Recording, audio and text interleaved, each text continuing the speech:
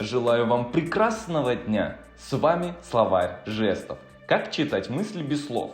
Скажу честно, я не согласен с этими жестами, но автор интерпретирует именно так. Обратите внимание на эти жесты, потому что они могут значить, что женщина, предпочитающая держаться справа от спутника, действует как покорная возлюбленная. Женщина, обычно находящаяся слева от спутника, чаще ведет себя как бой-баба. Мужчина, располагающийся справа от подруги, это романтичная и влюбленная натура.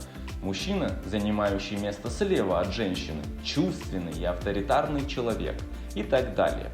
Желаю вам приятных выходных.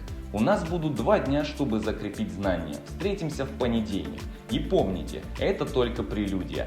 Дальше больше полезных жестов. Подписывайся на канал и ставь лайк, чтобы получать новые жесты каждое утро. Всех благ, дорогой зритель, обрети суперспособность.